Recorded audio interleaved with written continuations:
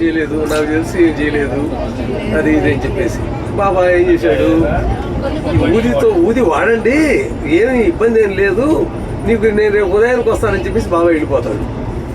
ఆయనేమో బాధపడతా ఉన్నాడు, ఇంకా భార్య బిడ్డంత బాధ.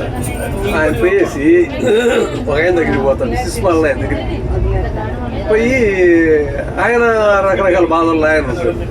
కొడుకు భార్య చనిపోయి, కొడుకు వెళ్ళిపోయి, సరే ఆయన నాతో పాటు రా అంటాడు. నువ్వు ఎవరు ఏందో నువ్వు రమ్మంటున్నావు, రా, నీకు ఎందుకంటే ఏదో కన్విన్స్గా వస్తాడు.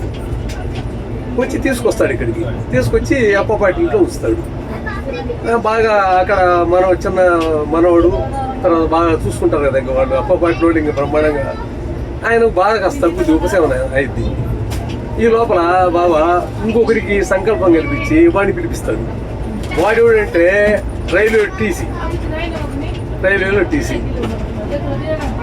టీసీ అయితే వాడు నానా తప్పులు చేసి వాడు బాధల్లో ఇరుక్కొని ఉంటాడు. వాడిని ఇక్కడికి పిలిపిస్తాడు.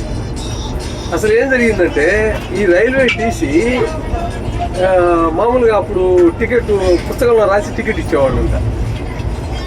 అతను ఏం చేశాడంటే, అప్పాపాటిలో వాళ్ళ కొడుకు సీరియస్ ఉంటే, అయ్యా నాకు ఏదైనా సీట్ అడ్జస్ట్ చేయమంటే ఈ శిశుపాల్ అనే అతని సీట్ తీసి రిజర్వ్డ్ సీటు అతనికి ఇచ్చేశాడు, లంచం తీసుకొని ఇచ్చాడు. ఆ పాప ఆ శిశుపాలు వాళ్ళ భార్య సీరియస్ అని టెలిగ్రామ్ వస్తే బయలుదేరి రాబోతే సీట్ లేదు, ఆగిపోతాడు. ఆయన చనిపోతే కొడుకు వచ్చేసి, నువ్వు ఎప్పుడు ఇంతే వ్యాపారం సస్తా ఉంటావు.